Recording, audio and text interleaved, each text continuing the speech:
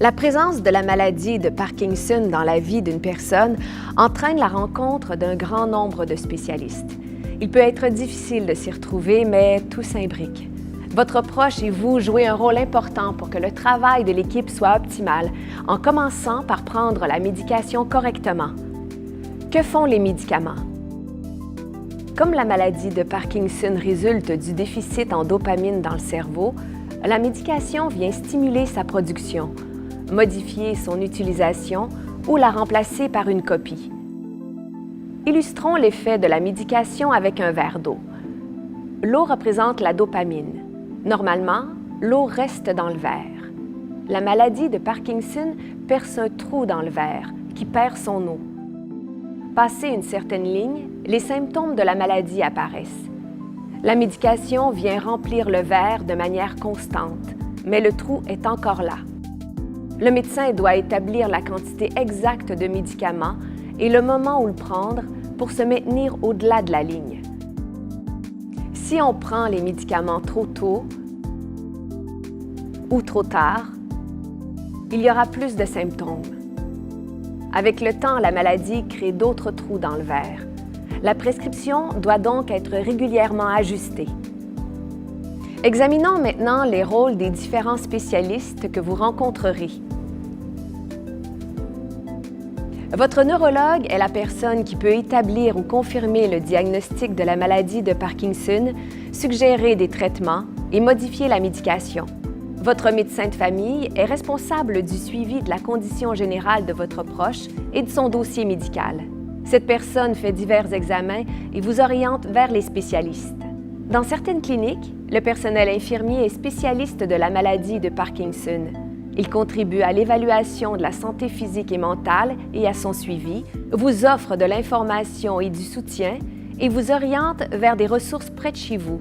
Votre psychiatre ou psychologue s'occupe de la santé mentale et affective, comme l'anxiété ou la dépression, et des capacités cognitives, comme la mémoire et l'organisation. Votre physiothérapeute est spécialiste de la mobilité, de l'équilibre et de la posture. C'est votre ressource pour des techniques de déplacement sécuritaire. Cette personne vous recommandera aussi des programmes d'exercice physique. Votre ergothérapeute évalue les milieux de vie et de travail et proposera des appareils ou des dispositifs pour améliorer votre sécurité et votre qualité de vie. Votre kinésiologue travaille avec l'activité physique pour atteindre vos objectifs de santé. Votre orthophoniste pourra aider à améliorer la portée de la voix, la communication et la déglutition. Votre nutritionniste est là pour vous conseiller en matière d'alimentation et de maintien d'un poids optimal. Son aide sera précieuse pour les problèmes alimentaires associés à la maladie et à la médication. Votre pharmacienne ou pharmacien est évidemment le spécialiste des médicaments, mais aussi des régimes d'assurance médicaments. C'est la personne à consulter au sujet des contre-indications avec des médicaments en vente libre, des vitamines ou des suppléments. Finalement, votre travailleur social ou travailleuse sociale veille au bon fonctionnement de votre entourage et facilite l'accès aux services et aux sources de soutien, entre autres au plan financier et matériel. Alors, j'aimerais savoir, est-ce qu'il y a des tâches au quotidien pour lesquelles vous avez déjà demandé de l'aide, des soins ou des services?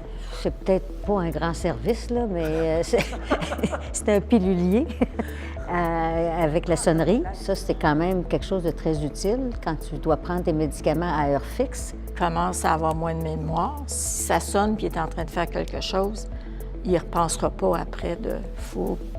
Moi, je lui ai dit, tu arrêtes, tu lâches tout, puis tu vas prendre ta pilule. Bien, quand l'ergothérapeute était venue chez nous et puis qu'elle avait vu comment Marc fonctionnait par rapport à le mobilier et tout. Nous, ça va être vraiment des services qui sont qu'on paye nous-mêmes, là, mais soit en massothérapie. C'est sûr que c'est quelque chose qui aide beaucoup à détendre. Et puis, on a une kinésiologue qui vient pour, dans le fond, de l'exercice, dans le fond, pour lui faire un petit programme d'exercice. Pour les pilules, on l'avait équipé d'une montre vibrante. Vous, là, comment vous vous sentez pour demander de l'aide? Aucun problème. Aucun problème pour vous, Denise? Non, parce que je me dis, c'est moi qui vais être perdante si je ne demande pas d'aide. Ou c'est mon conjoint. Je veux dire, je vois pas pourquoi je serais gênée de demander de l'aide qui existe. Quitte à payer un peu, si c'est nécessaire. Mais si je parle pas, qui va le faire? Puis il ne faut pas être plus fort qu'on pense non plus. C'est ça. Ça donne rien. Deux endroits où demander de l'aide, je dirais. L'aide à demander à des organismes, c'est différent que de l'aide à demander à nos familles ou à nos enfants. Oui, c'est vrai. C'est pas mal plus embêtant. Oui. Là, tu as raison. Moi, je pensais plus CLSC, Oui, je pensais c'est plus. ça. Je pensais pas ça. à demander. Non, ça c'est un peu plus gênant. C'est ça. À demander à des amis ou à demander à de la famille. Qu'est-ce qui est gênant de demander de l'aide à nos proches, à nos enfants, à notre famille? Qu'est-ce qui est difficile? Peut-être qu'on est trop... qu'on les protège en même temps. On sait qu'ils ont leurs occupations, leurs loisirs, leurs problèmes eux aussi, puis que nous, bon, on va s'arranger. Puis à un moment donné, bien, on se sent un peu au bout de la corde. Moi, j'ai lancé un petit appel dernièrement par courriel. Je me suis dit, je ne suis pas capable de le faire par téléphone, je vais le faire par courriel. J'ai eu déjà quelques réponses, là. Et puis, pourquoi tu ne l'as pas dit avant? Nous autres, on ne sait pas. Alors, je trouve qu'il faut oser, peut-être. Hein? Et puis, je vois même mes enfants qui vont réagir, qui vont dire « Mais pourquoi tu as demandé à quelqu'un? Tu aurais dû nous le demander. Puis en même temps, je leur demande « Ouf, je sais que c'est lourd aussi, parce qu'ils ont leur train-train quotidien. » Alors, je suis comme entre deux, là. Je sais pas trop. Ben, c'est sûr que moi, mon mari, quand il va avoir besoin de soins personnels, là, on a déjà discuté de ça. Ça sera quelqu'un qui ne fait pas partie de la famille qui fera ça. Il ne veut pas que ce soit moi. Hein. Ça, c'est son intimité, puis je le comprends. Moi, je pense qu'il ne faut pas se rendre à l'épuisement. Il y avait quelqu'un dans notre groupe de soutien qui, elle, a vraiment comme, bon, souvent, elle va quasiment se choquer avec les autres personnes pour faire comme et demander de l'aide, tu sais. Faut pas hésiter. Elle dit, moi, je t'ai rendu pratiquement à m'épuiser, là. La perception des gens et comment des fois les amis appellent et puis comment va le conjoint. Et puis jamais qu'on nous parle de nous. Et ça, c'est la même chose dans les rendez-vous médicaux.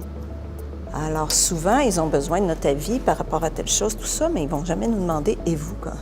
Et souvent, ils voient qu'on peut avoir l'air un peu débordé. Plusieurs services à domicile sont offerts aux malades et aux proches aidants. Les soins et services professionnels, les services médicaux, les soins infirmiers, les services de nutrition, les services de réadaptation comme la physiothérapie et l'ergothérapie, les soins respiratoires, les soins psychosociaux, les soins palliatifs. Ils sont financés selon des critères bien définis. Vérifiez si vous êtes admissible. Tous ces intervenants sont là pour vous aider, votre proche et vous. Exprimez-leur vos besoins et vos émotions. Préparez un carnet avec vos questions pour chacun des rendez-vous. Il n'y a pas de questions idiotes, alors n'ayez pas peur d'en poser plusieurs. Plus vous serez informé, moins vous serez inquiet et mieux vous pourrez vivre avec la maladie.